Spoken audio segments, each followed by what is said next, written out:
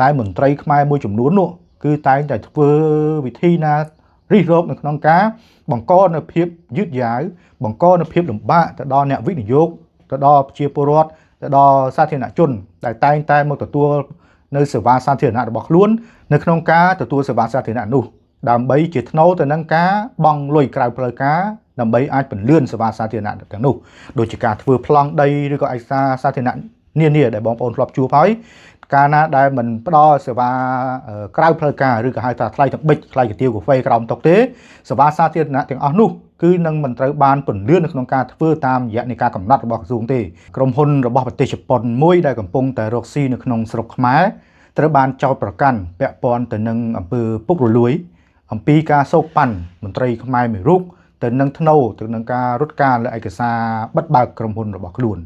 អញ្ចឹងព័ត៌មានមួយនេះក៏កំពុងតែមានការផ្ទុះការចាប់អារម្មណ៍ខ្លាំងផងដែរនៅក្នុងប្រទេសជប៉ុនតាមរយៈនៃការផ្សព្វផ្សាយពីសារព័ត៌មានជាច្រើននៅក្នុងប្រទេសជប៉ុនអំពីអំពើពុករលួយរបស់មន្ត្រីឬក៏ហៅថាក្រុមហ៊ុនរបស់ខ្លួនដែលកំពុងតែប្រកបការរកស៊ីដែលជាក្រុមហ៊ុនសាខារបស់ប្រទេសជប៉ុនដ៏ធំបានន័យថាក្រុមហ៊ុនហ្នឹងគឺមានមូលដ្ឋានធំនៅក្នុងប្រទេសជប៉ុនទៅទៀតហើយបានមកដាក់សាខានៅក្នុងប្រទេសកម្ពុជាហើយអ្វីដែលកំពុងតែផ្ទុះការចាប់អារម្មណ៍ដោយសារតែមានអ្នកដឹកនាំនៅក្នុងក្រុមហ៊ុនសាខានៅក្នុងប្រទេសកម្ពុជានេះបានប្រើប្រាស់នៅអំពើពុករលួយឬក៏ហៅថាប្រើប្រាស់នៃសេវារត់ការលឿនក្រៅផ្លូវការរហូតដល់ប្រមាណជា$1000ទៅឲ្យមន្ត្រីខ្មែរម្នាក់ទៅនឹងរត់ការឯកសាររបស់ខ្លួនលើបញ្ហាក្រុមហ៊ុនអញ្ចឹងថ្ងៃនេះខ្ញុំក៏សូមនាំជូនក៏ដូចជាបង្ហាញជូនបងប្អូនដែលកំពុងតែទស្សនានឹងការផ្សាយព័ត៌មានរបស់ខ្ញុំនេះទាក់ទងទៅនឹងបញ្ហាមួយនេះផងដែរការពិតទៅគឺការផ្សព្វផ្សាយធំហ្នឹងគឺនៅក្នុងប្រទេសជប៉ុនទេតែដោយសារតែរឿងមួយនេះក៏វាបានជះឥទ្ធិពលមកដល់មុខមាត់នៅក្នុងប្រទេសកម្ពុជាអំពីបញ្ហានៃអំពើពុករលួយអំពីការសោកប៉ាន់នៅក្នុងការរត់សេវាសាធារណៈនានាផងដែរអញ្ចឹងព័ត៌មានលម្អិតនៅក្នុងរឿងនេះមុននឹងយើងចូលទៅជជែកវែកញែកបន្ថែមទៅលើរឿងនេះខ្ញុំបង្ហាញជូននៅព័ត៌មានលម្អិតបន្ថែមសិនគឺក្នុងនោះអាជ្ញាធរមានសមត្ថកិច្ចរបស់ប្រទេសជប៉ុនបានចោទប្រកាន់ទៅដល់ក្រុមហ៊ុនជប៉ុនមួយដែលមានឈ្មោះថា Fuji Pass និងបុគ្គលិកប្រមាណជា3នាក់ពីបទនៃការសោកប៉ាន់មន្ត្រីរដ្ឋាភិបាលកម្ពុជាម្នាក់ទៅនឹងទឹកប្រាក់ប្រមាណ$1000សហរដ្ឋអាមេរិកនៅក្នុងការបញ្ជាក់ដដែលក៏បានឲ្យដឹងដែរថាជាការសោកប៉ាន់នេះគឺដើម្បីជាការពន្លឿននៃឯកសារពាក់ព័ន្ធទៅនឹងការចុះបញ្ជីក្រុមហ៊ុន Fuji Pass សាខានៅកម្ពុជានេះបើយោងទៅតាមសេចក្តីរាយការណ៍របស់កាសែតជប៉ុន The Japanese Times បានចុះផ្សាយនៅពេលថ្មីៗនេះផ្ទាល់តែម្ដងក្នុងនោះដែរបើយោងទៅតាមការចុះផ្សាយឬក៏បានថាផ្សាយរបស់កាសែតជប៉ុន The Japanese Times របស់ក្រុមហ៊ុនបានន័យថាបញ្ជាក់អំពីបញ្ហាក្រុមហ៊ុននេះគឺក្រុមហ៊ុនដែលបានសាងសង់ដែលមានឈ្មោះថា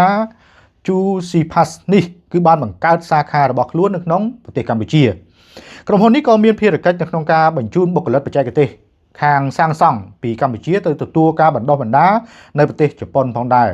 តែនៅក្នុងកំឡុងពេលមានវិបត្តិឆ្លងជំងឺ Covid-19 សាខារបស់ក្រុមហ៊ុន Fuji Pass នេះនៅកម្ពុជានឹងគឺបានចាប់ផ្ដើមជួបនូវផលលំបាកផ្នែកហិរញ្ញវត្ថុដែលបានរុញស្ថានភាពនេះឲ្យក្រុមហ៊ុនជប៉ុនមួយនេះក៏បានន័យថាដែលកំពុងតែមានការប្រតិបត្តិការនៅក្នុងកម្ពុជានឹងជួបបញ្ហានៃការខ្វះខាតដើមទុនផងដែរដែលឈានទៅដល់ការរកវិធីនៃការស្រោចស្រង់ក្រុមហ៊ុនសាខានៅក្នុងប្រទេសកម្ពុជានេះដោយការបដូរនៅឯកសារផ្សេងៗបានន័យថាជាការបដូរនៅឯកសារផ្សេងៗដើម្បីតម្រូវការស្ថានភាពនៅក្នុងពេលដែលកំពុងតែជួបបញ្ហាហ្នឹងដោយការបដូរឯកសារហ្នឹងគឺពាក់ព័ន្ធទៅនឹងការចុះបញ្ជីសាខារបស់ខ្លួនហ្នឹងគឺនៅកម្ពុជាដើម្បីជាការដាក់ការលក់ដោយសារតាមការបញ្ជាក់ហើយក្នុងកំឡុងពេល Covid ហ្នឹងក្រុមហ៊ុន Fuji Pass របស់ជប៉ុនដែលមានសាខានៅកម្ពុជាហ្នឹងក៏បានជួបនៅវិបត្តិហិរញ្ញវត្ថុអញ្ចឹងទៅបានជាតំណាងក្រុមហ៊ុនឬក៏អ្នកដឹកនាំក្រុមហ៊ុននៅក្នុងសាខានៅប្រទេសកម្ពុជាហ្នឹងបានតាក់ទងទៅខាងមន្ត្រីខ្មែរម្នាក់ឲ្យរត់ការទៅលើការធ្វើឯកសាររបស់ខ្លួនដើម្បីដាក់លក់ក្រុមហ៊ុននេះខណៈដែលខ្លួនកំពុងតែជួបវិបត្តិហិរញ្ញវត្ថុអញ្ចឹងដើម្បីជាការកែប្រែឯកសារខាងលើហ្នឹងឲ្យបានលឿនប្រធានផ្នែកប្រតិបត្តិនៅក្រុមហ៊ុន Fuji Pass ចំនួន2នាក់នេះបានណែនាំឲ្យអតីតទីប្រឹក្សារបស់ក្រុមហ៊ុននេះផ្ទាល់តែម្ដងដែលមានសាខានៅកម្ពុជាសោកប៉ាន់ទៅដល់មន្ត្រីកម្ពុជាម្នាក់នៅក្នុងក្រសួងពាណិជ្ជកម្មដើម្បីពន្លឿននីតិវិធីនិយាយឲ្យស្រួលស្ដាប់ទៅបានន័យថាជាការសោកដើម្បីពន្លឿនឯកសារហ្នឹងឲ្យបានលឿន នេះជាអំពើដែលចាត់ទុកថាជាអំពើពុករលួយហើយបងប្អូនដឹងហើយក្នុងប្រទេសជប៉ុនទាំងប្រជាជនជប៉ុនក៏ដូចជារដ្ឋាភិបាលជប៉ុនគឺបានន័យថាប្រកាន់ភ្ជាប់ណាស់តាក់ទងទៅនឹងភាពស្អាតស្អំក៏ដូចជាការគោរពពេលវេលាអ្វីជាដើមអញ្ចឹងតាក់ទងទៅនឹងការពន្លឿននេះក៏ត្រូវបានចាត់ទុកថាជាអំពើពុករលួយមួយផងដែរដោយសារតែជាការសោកប៉ាន់ក្រៅផ្លូវការដែលមានទឹកប្រាក់ប្រមាណតែ$1000ទេតែវាគឺជារូបភាពមួយដែលធ្វើឲ្យជះឥទ្ធិពលមកដល់ប្រទេសកម្ពុជាខ្លាំងមែនទែន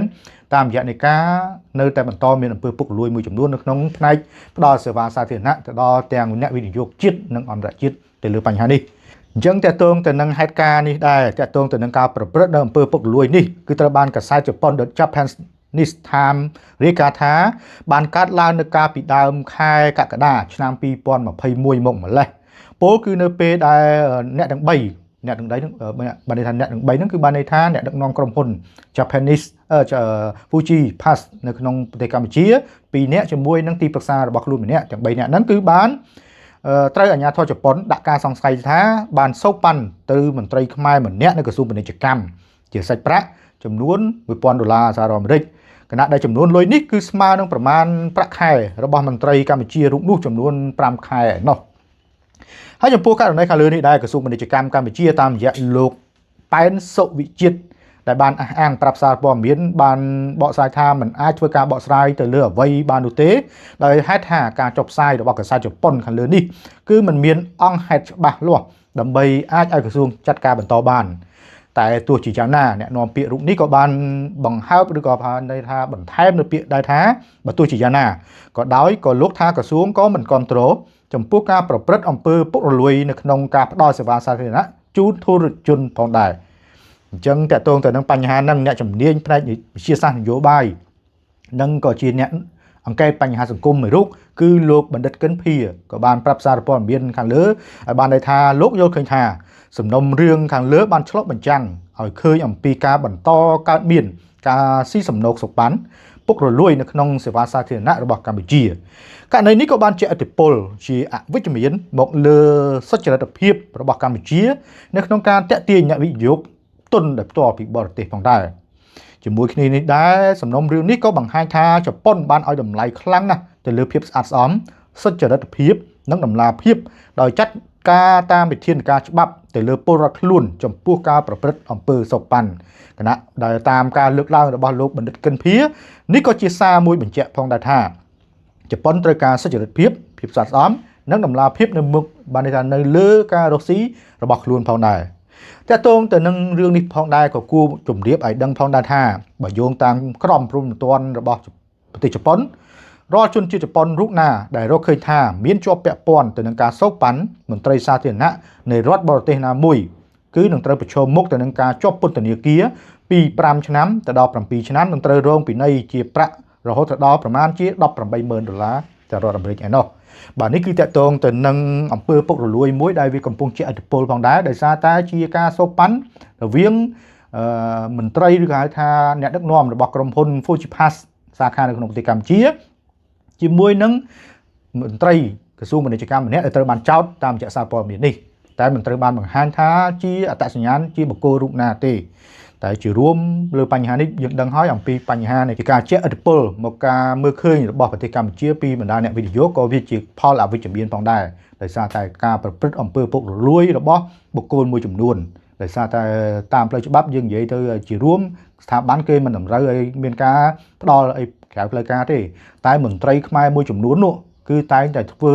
វិធីណារិះរោបនៅក្នុងការបង្កនៅភាពយឺតយ៉ាវបង្កនៅភាពលំបាកទៅដល់អ្នកវិនិយោគទៅដល់ប្រជាពលរដ្ឋទៅដល់សាធារណជនដែលតែងតែមកទទួលនៅសេវាសាធារណៈរបស់ខ្លួននៅក្នុងការទទួលសេវាសាធារណៈនោះដើម្បីជាថ្នូរទៅនឹងការបង់លុយក្រៅផ្លូវការដើម្បីអាចពន្លឿនសេវាសាធារណៈទាំងនោះដូចជាការធ្វើប្លង់ដីឬក៏ឯកសារសាធារណៈនានាដែលបងប្អូនធ្លាប់ជួបហើយកាលណាដែលមិនផ្ដល់សេវា